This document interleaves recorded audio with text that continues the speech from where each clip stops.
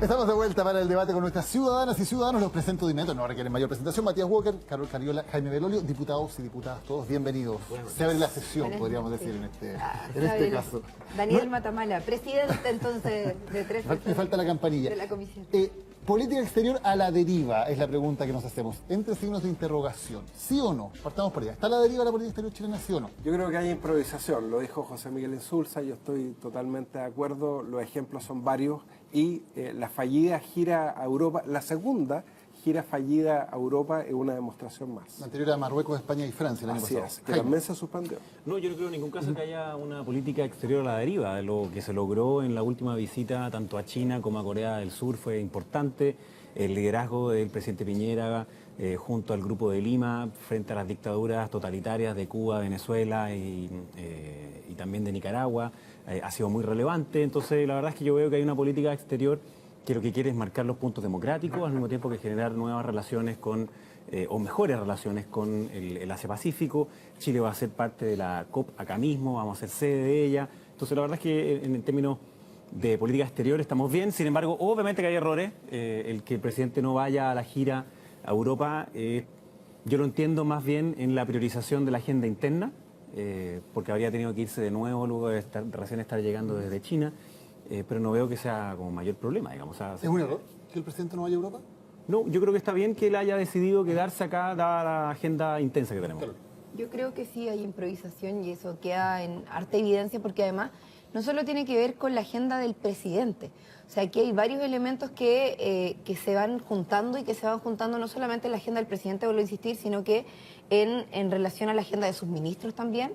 Nosotros hace un tiempo atrás, por ejemplo, cuestionamos el rol del ministro de Salud en relación a su no participación en relación a una instancia internacional que se realizó en materia de salud, particularmente en materia de VIH, en que no participó. La ministra de Educación hace un tiempo atrás también tenía que participar en uno de los encuentros más importantes en materia de educación, que de hecho tenía hasta los pasajes comprados, tenía todo preparado para ir y no participó en enero de este año.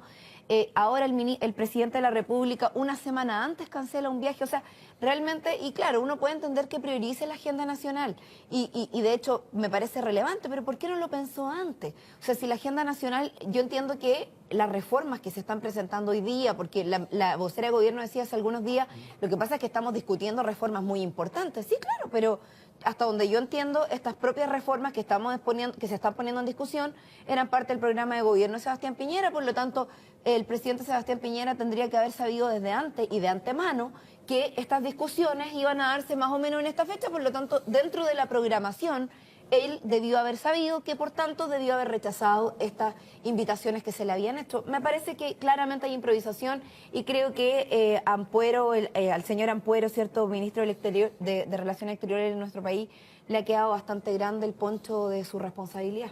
Sí, lo que pasa, Daniel, es que más allá de estas fallidas giras, hay un problema de inconsistencia. O sea, lo que vimos respecto del cuestionamiento al sistema interamericano de derechos humanos, después que el presidente Piñera intentó generar un liderazgo respecto a la situación en Venezuela, la contradicción respecto a la situación en China, cuando se manda esta frase tan desafortunada: cada país tiene el sistema político que quiere. Nadie le preguntaba a los chinos qué sistema político quieren tener. Lo de Escazú en relación al medio ambiente, lo de Marrakech en relación al pacto migratorio.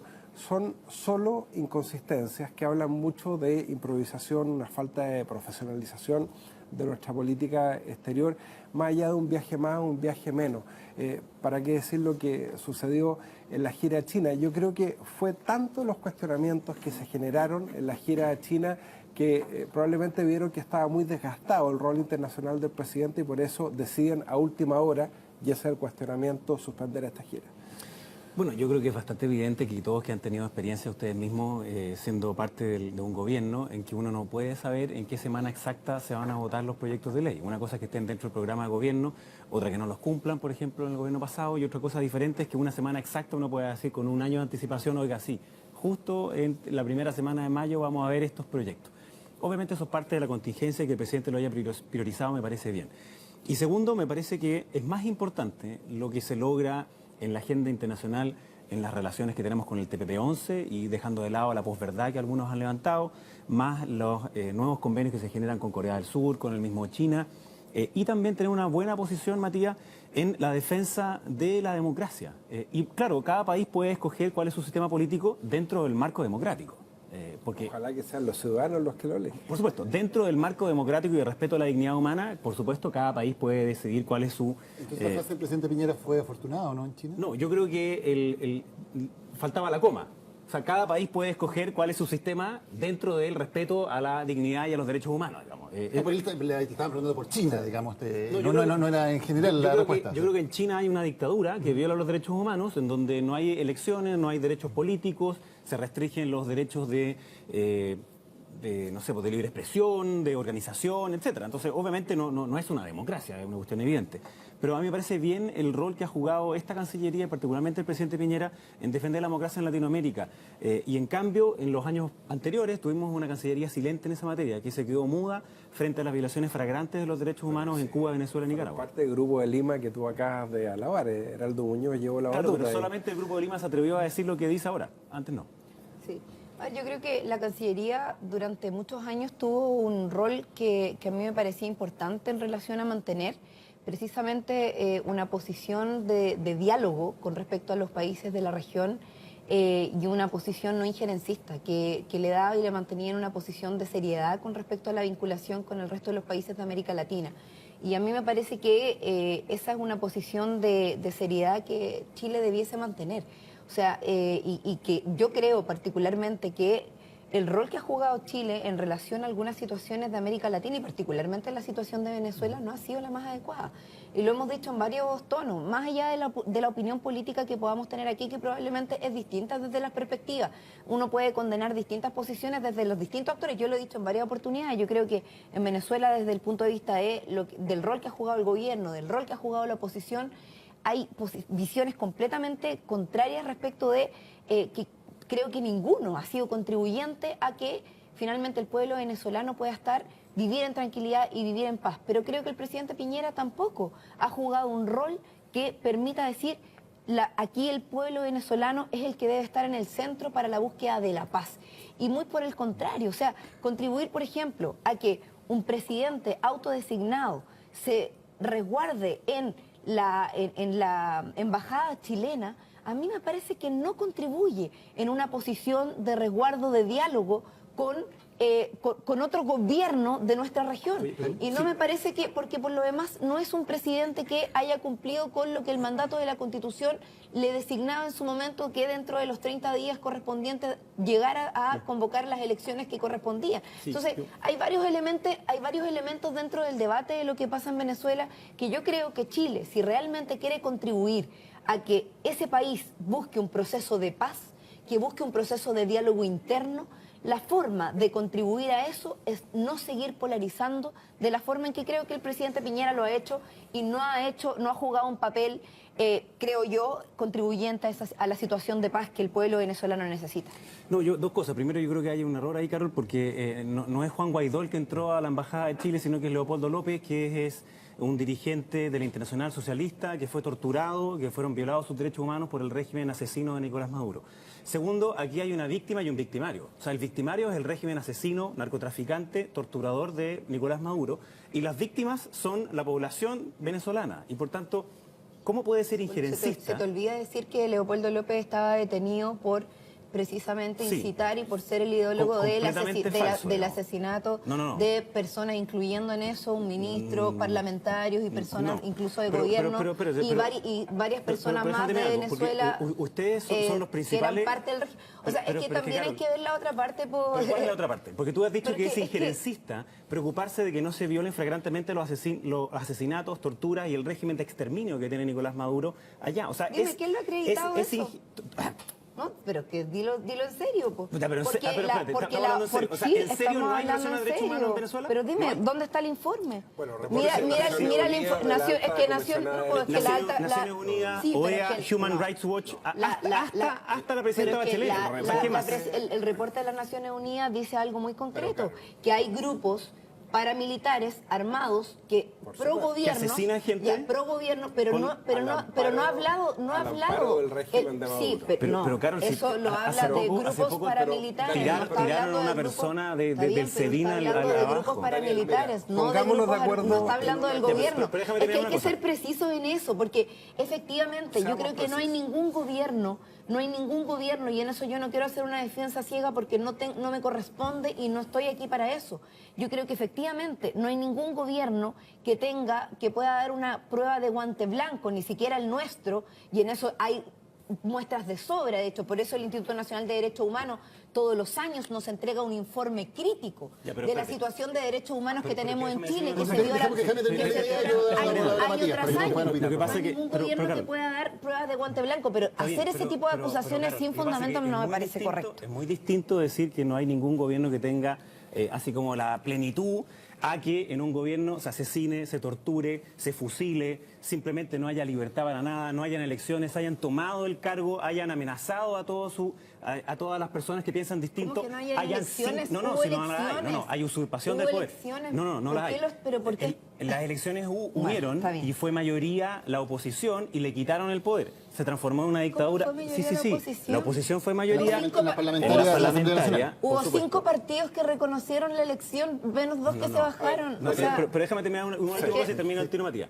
Lo que pasa es que aquí uno da cuenta de este doble estándar que parece que es inaceptable en materia de derechos humanos. No, porque pero es que uno no no puede decir acá, Jaime, frente a las cámaras, el único doble estándar de que no hay, en materia de derechos humanos lo tiene el partido donde tú militas. ¿De qué estás hablando? Perdón, ustedes llevan 100 años justificando violaciones de derechos humanos. 30 años en los que hemos sido precisamente los que hemos luchado en este país en contra de los genocidas de tu partido que todavía siguen en impunidad y que defienden a los violadores de derechos humanos que están en Punta Peuco. Tú defiendes hoy día dictaduras, genocidios, asesinatos. ¿Cómo no? De derechos humanos, no seas mentiroso. ¿De qué estás hablando? Cuba, no, Nicaragua, yo no he defendido ninguna Siria, violación de derechos China, humanos. Rusia. Eso es una mentira. Pero no seas falaz en tu argumento. ¿Pero cómo va a ser falaz yo no estoy diciendo eso. Lo que pasa es que yo todavía no podía terminar mi argumento. No podía terminar ni siquiera mi argumento. Eso es una caricatura. Hoy día en Venezuela hay una dictadura asesina que ha torturado a su pueblo. Más de 5 millones de personas han tenido que salir de ahí por culpa del régimen asesino de Nicolás Maduro. Eso está ratificado en absolutamente todos los informes. Negarlo es simplemente negarle la dignidad a esas personas que han sido torturadas. Está bien. Yo les quiero proponer a ustedes dos, que son grandes diputados jóvenes y con los cuales tenemos una excelente relación, que nos pongamos de acuerdo en 2 principios. El valor universal de los derechos humanos. Y que nunca un dirigente estudiantil, diputado electo a la Asamblea Nacional, como Juan Requesens, tú vienes llegando, Daniel, de Venezuela.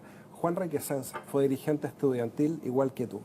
Ha sido detenido, sigue siendo detenido, la familia ha pedido por su libertad. Él fue electo diputado en la Asamblea Nacional. Nicolás Maduro cerró la Asamblea Nacional, cerró el Congreso, igual que Pinochet, igual que Fujimori. Cualquier persona que cierra un Congreso Nacional es un dictador. Y en eso nos tenemos que poner de acuerdo en todo. Y por eso yo digo lo de China, porque también tenemos que ser consistentes. Y cuando yo presenté un proyecto de resolución para condenar también la violación a los derechos humanos en China, y cuando condenamos la prisión del Premio Nobel de la Paz, Yang Xiaobo, que ahí la UDI y el Partido Comunista muchos se pusieron de acuerdo y ambos votaron en contra. No digas que algunos de la UDI diputados y todo el Partido Comunista, Comunista, y todo el Partido Comunista votaron en contra, es porque estamos velando por un principio, que es el valor universal de los derechos humanos. El mismo valor universal de los derechos humanos que el presidente Piñera debilita al cuestionar los fallos de la Corte Interamericana de Derechos Humanos y de la Comisión Interamericana de Derechos Humanos. Entonces, yo creo que es súper importante que nos podamos poner de acuerdo, Carol, en esos principios básicos, independientemente de las justificaciones que cada uno quiera darle. Pero son dictaduras y en ese sentido, ustedes que son diputados más jóvenes no tienen por qué cargar con la herencia de quienes defienden las dictaduras. Por supuesto, estoy completamente de acuerdo contigo, por eso yo creo que no existe nunca una justificación ni para el uso de la violencia, ni tampoco para hacer dictaduras, porque uno sabe cómo entran, no cómo salen, y ese es el caso, por ejemplo, de Cuba.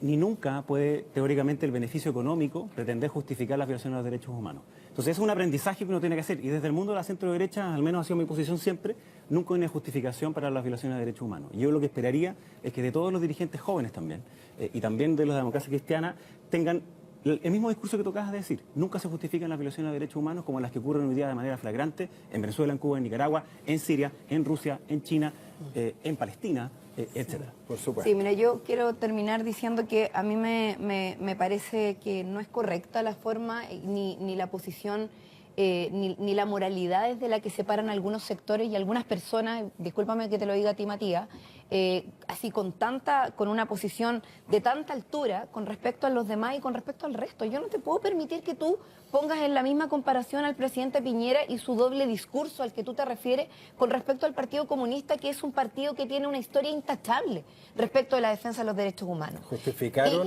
perdona, pero yo te escuché, a ver, pero discúlpame, pero yo estoy hablando y te escuché de la misma forma en que te pido que me escuches a mí. Nosotros tenemos una historia intachable respecto de la defensa de los derechos humanos en nuestro país. Y creo que si aquí si aquí se nos está convocando a discutir sobre la política exterior del presidente Piñera, de su gobierno, cada vez que nosotros hacemos esta discusión, ustedes intentan llevar esta discusión respecto de la discusión en torno al resto de los países del mundo. ¿Por qué? Porque les parece conveniente. ¿Y por qué les parece conveniente? Porque es interesante porque les parece conveniente el poner sobre la mesa debates donde no están todos los elementos. Yo no sé cuántas veces has ido tú a China, por ejemplo. No sé cuántas veces has ido tú a China, por ejemplo. No, ninguno de los dos. Perfecto. Ninguno de los dos han ido a China. Perfecto. Me parece interesante porque me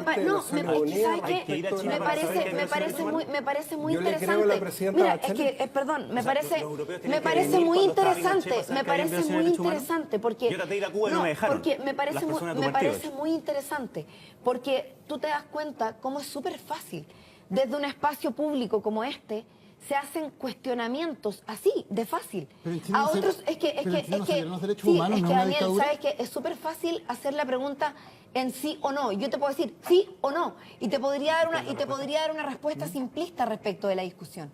Pero ¿sabes qué? Yo en este momento no podría llegar y darte una respuesta así de simplista frente a una discusión. Por supuesto que no te voy a dar una respuesta como esa, porque no tengo todos los elementos para poder dar una discusión como esa. Para no decir que China es una dictadura. Por supuesto que no. O sea, yo creo que tal como aquí se ha discutido, nosotros tenemos que ser respetuosos de los procesos que viven los distintos países en el mundo. ¿Qué duda hay de que China es una dictadura?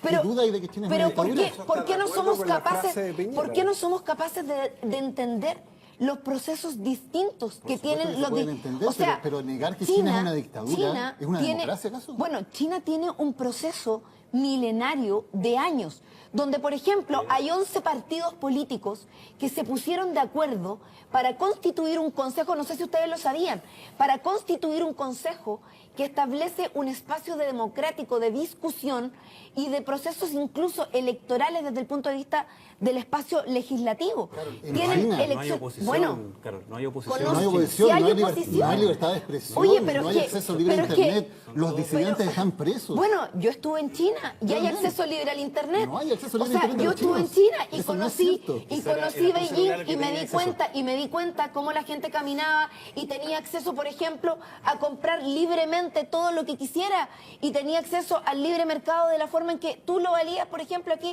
en Chile. Entonces, Carol, no hay libertad de prensa, no hay libertad de expresión, no hay libertad de acceso a Internet en China. Vi la expresión de varios medios de comunicación dentro de China. Entonces, yo lo que quiero decir es que es bien importante que cuando damos esta discusión y cuando damos estos debates, los demos con todos los elementos sobre la mesa y que los demos todos con todos los elementos sobre la mesa, precisamente en la búsqueda de no caricaturizar los procesos de otros países, porque así es re fácil. Y sobre todo cuando además se expresa solamente una mirada y cuando tenemos permanentemente medios de comunicación que solamente nos están mostrando una mirada de las cosas, cuando nos están mostrando y cuando nos generan encerronas de este tipo. El proceso de Mao... El presidente Piñera, yo no, en el sentido que cada país tiene el sistema político. Yo estoy de acuerdo con lo que acabo de decir, no necesito intérprete. Lamentablemente se nos acabó el tiempo. Muchísimas gracias a todos, pero estamos pasadísimos del tiempo del programa. Bueno, yo me siento muy engañada porque la verdad es que vine a hablar de reforma laboral